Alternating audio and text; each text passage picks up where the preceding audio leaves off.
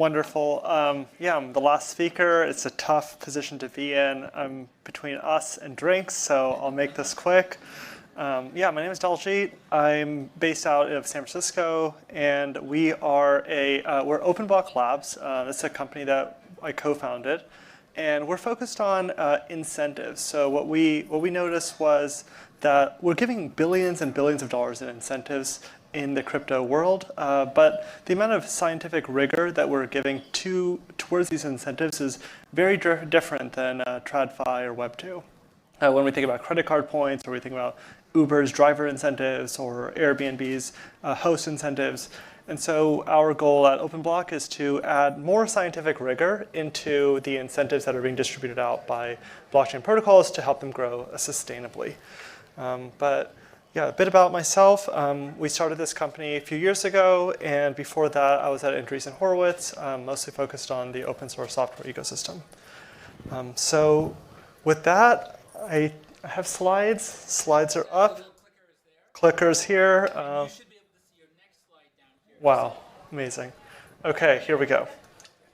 So today we're going to talk a little bit about Ethereum. We're all building on top of Ethereum.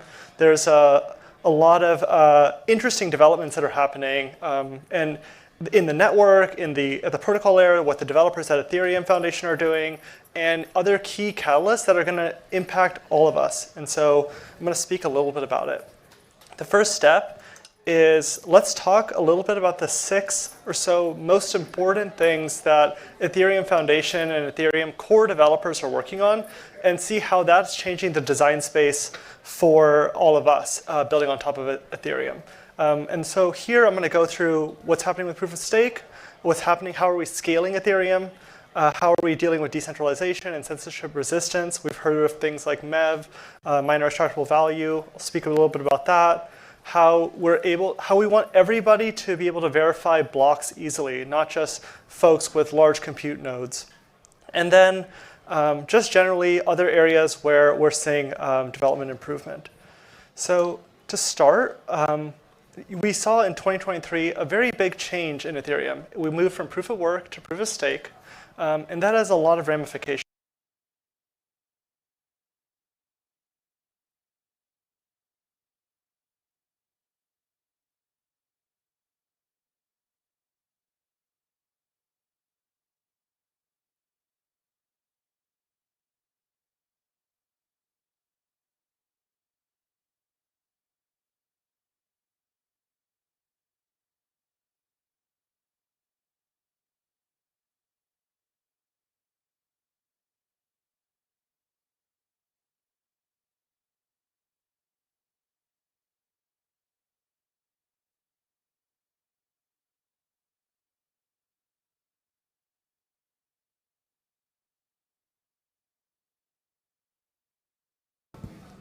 Select. Oh, there we go. Okay.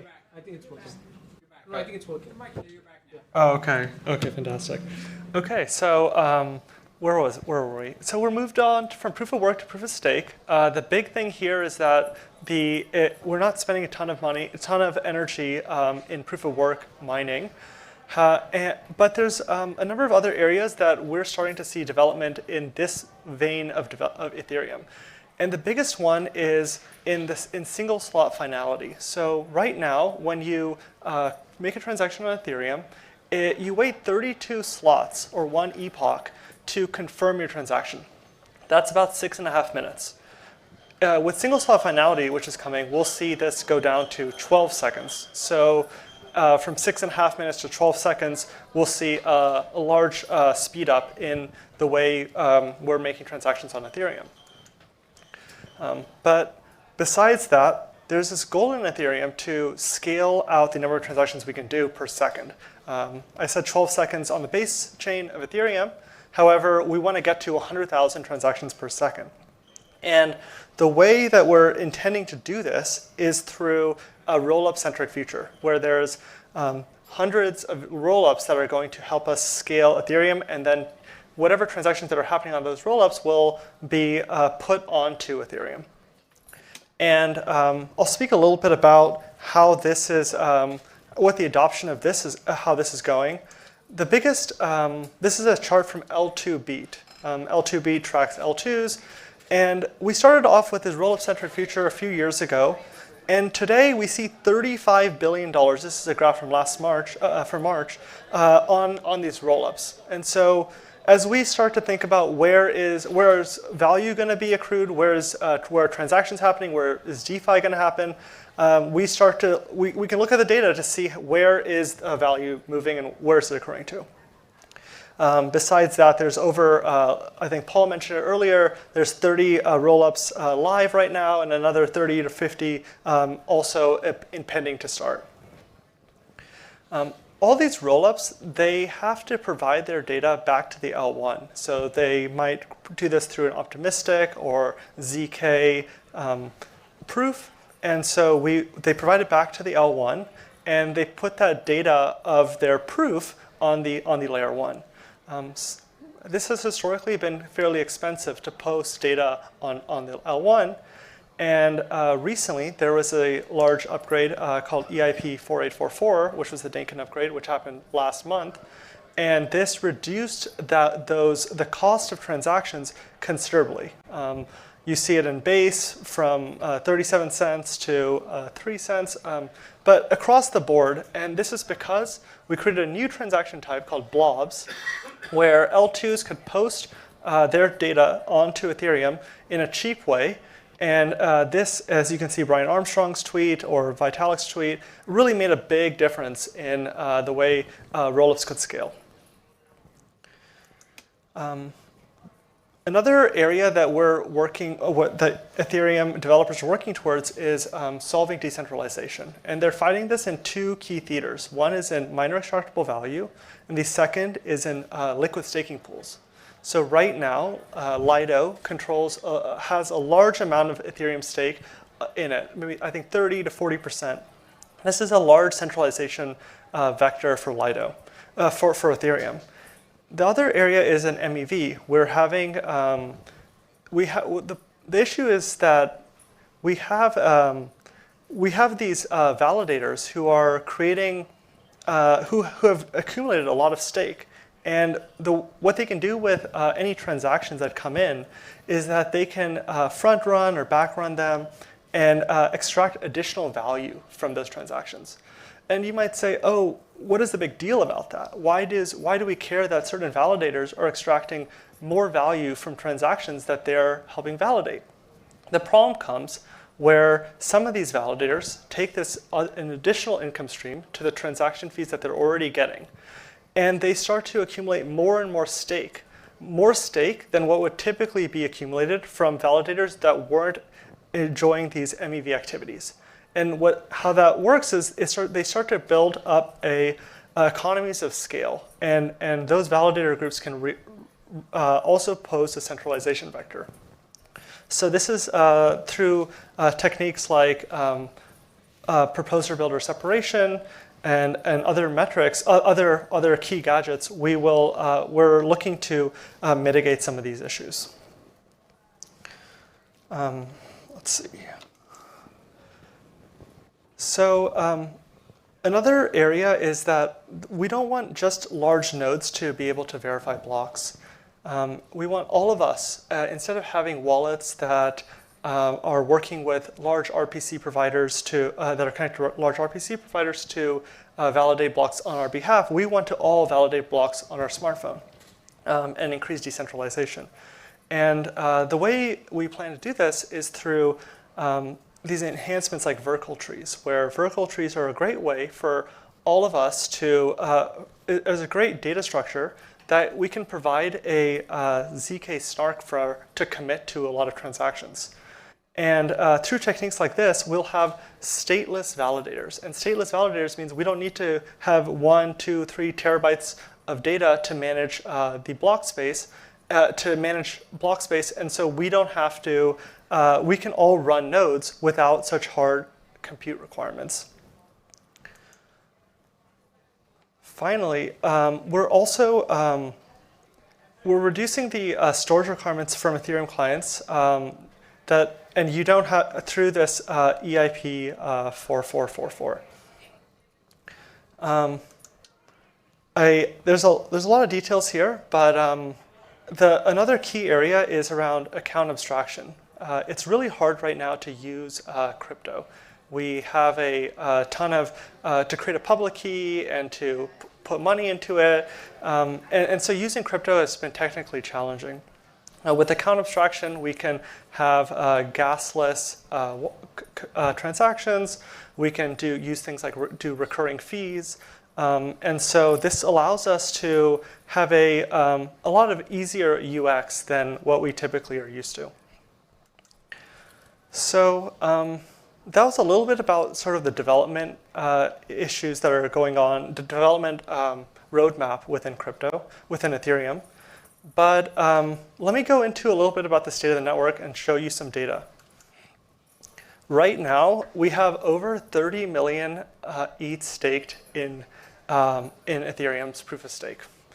This is quite high actually, and it's a big issue going on right now because we're paying about 2.5% on this $30 billion of ETH stake in, and this is a very high cost for economic security. If you think about it, that's about $750 million that we're giving away to ETH miners. And the question comes is, do we really need to be spending this kind of money? And also, why is it going up so much? And the reason it's going up so much is because we're having these other yield products like LSTs from Lido, which are liquid staking tokens, and LRTs through eigenlayer and restaking that are giving us additional yield. And so folks are able to stake their ETH, earn more incentives through Lido, restake that into eigenlayer, and earn more yield from LRTs on top of that. And this has created this runaway chart on ETH staking. And this is very expensive amount of issuance for the Ethereum network. It creates a high amount of inflation. And so there's a lot of discussions going on right now in ETH Research and ETH Foundation of how should we max out the amount of ETH staked, right? Because as you can tell, we're paying a lot of money to kind of keep for economic security purposes. And do we really need to be doing that? Another interesting area is around the client diversity. So we have 66% of the market using one client called Geth. And that is a huge centralization risk if some issue were to happen on Geth. We've also noticed that the reason why is because some of these larger actors like Coinbase, 100% of their nodes are being used are Geth nodes. And so there's a lot of pressure on those guys to reduce these Geth nodes, reduce their nodes to use less of one client, and so increase client diversity to make sure that there isn't a bug that kind of takes down the network.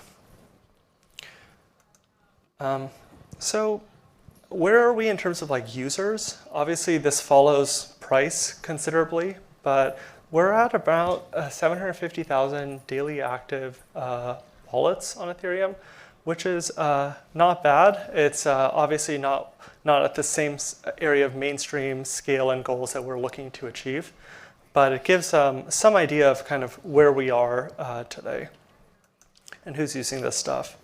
This is an idea of the rollups. We have, as you can tell, about 30 or so active rollups and another 30 or so more upcoming to kind of grow this L2 future. Right now, they're doing about 120 transactions per second, which is definitely more than Ethereum at 12 or 15, but not where we want to go with 100,000 transactions per second. With developers, Ethereum is definitely the largest amongst all protocols, with 16,000 new developers coming in to write code on Ethereum. However, Ethereum shares developers with a number of other chains. So there's, and this goes back to this idea of a roll-up centric future, where most Ethereum developers are going and building on adjacent L2s and other ETH chains.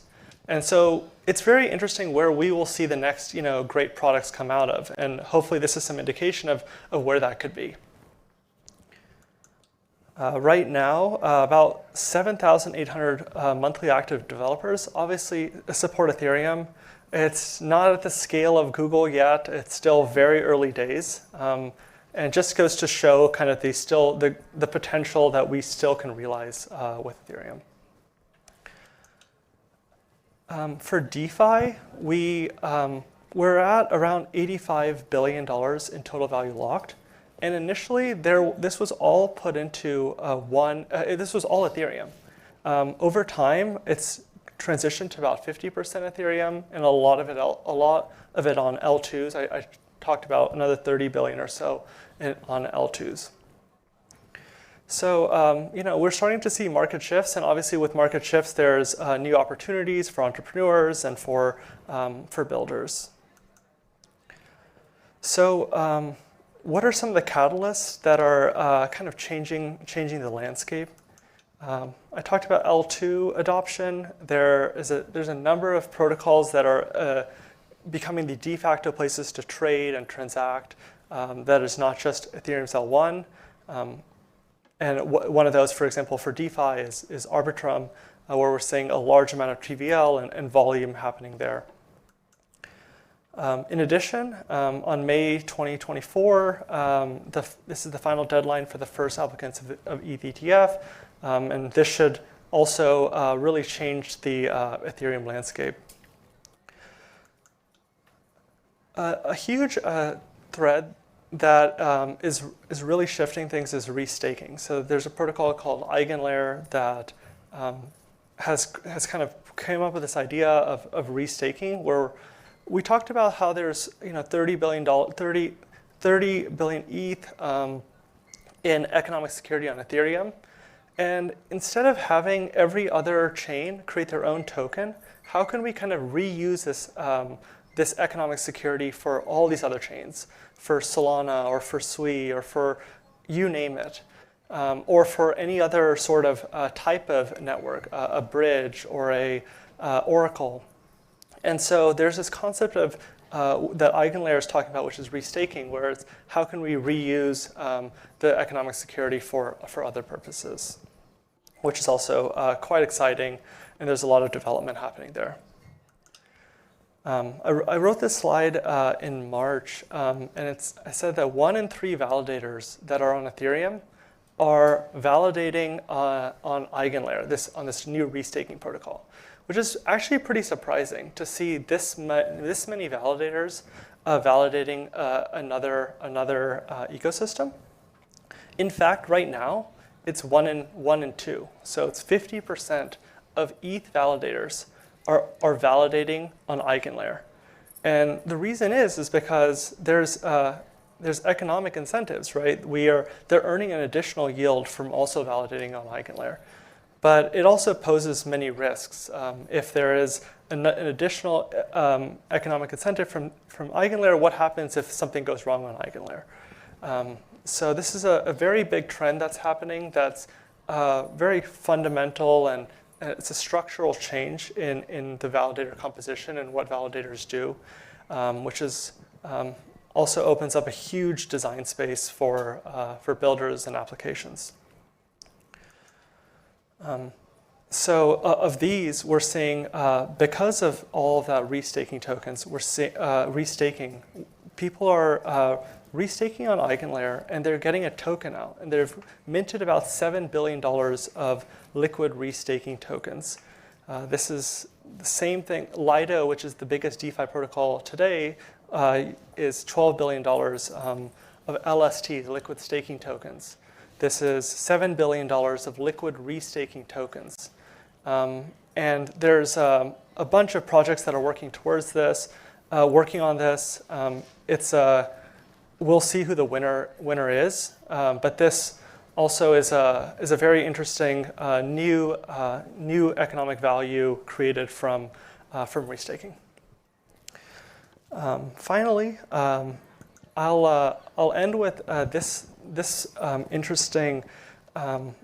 two interesting companies. The same way we talk about Ethereum as like a blockchain computer. We talk about the CPU and make these analogies. You could say that this analogy is from just as we had the CPU to GPU and we had parallelized execution, we're starting to see parallelized execution on the EVM. And that's coming from these two companies, Monad and Say, which are reducing, increasing transactions and increasing throughput through parallelized execution.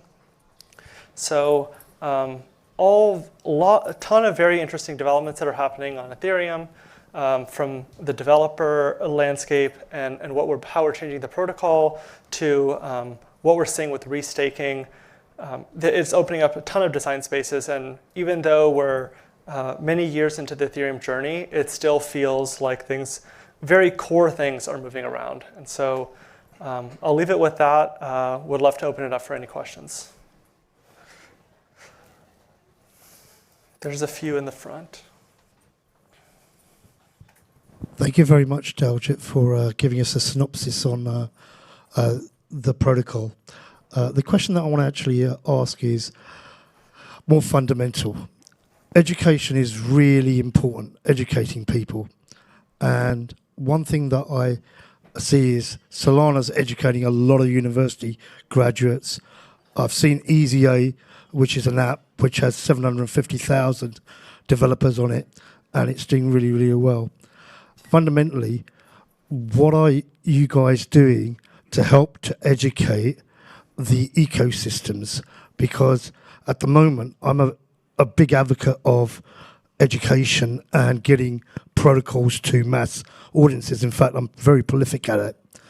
But what I don't see enough coming from this network, this particular protocol.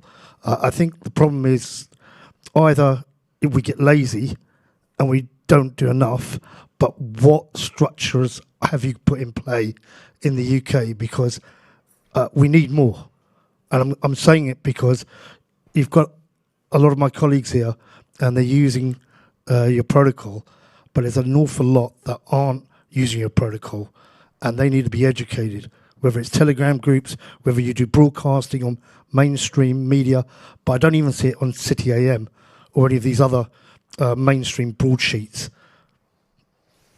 Yeah, there's a lot of great other protocols that are educating developers and helping them learn, like for example, Solana.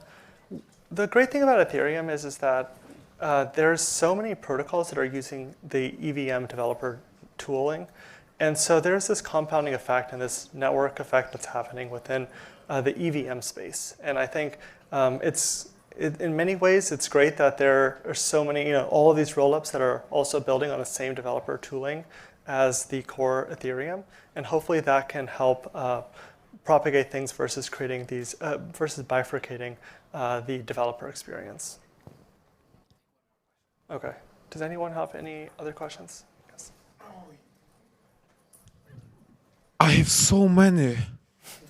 We covered a lot. One with sub-questions. Oh, yes. Two. Okay.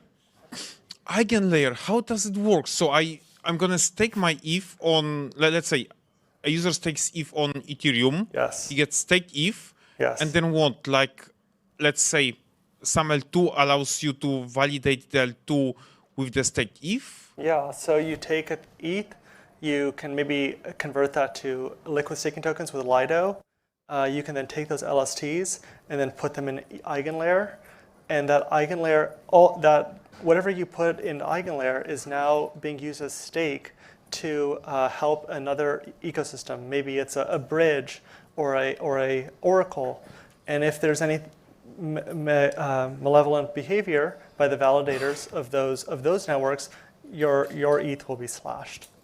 Okay, so other protocols allow staked ETH to be staked. Yes. So they have to agree on it. Thank you. Second one, EIP 4444. Yes. what data is going to be missing from Ethereum? Is some data going to be missing forever? What data is it? And is it possible that users are going to lose some of their assets? No, there's not. There won't be any loss of assets, if you will. It's just mostly there's the state of Ethereum. The state of Ethereum in the data side of the world is growing really quickly, actually. And so this is a way to kind of there's like AWS Glacier. There's ways to kind of move data away to a less intensive. We were basically archiving data as opposed to losing data there. So. Thank you. Okay, thank you.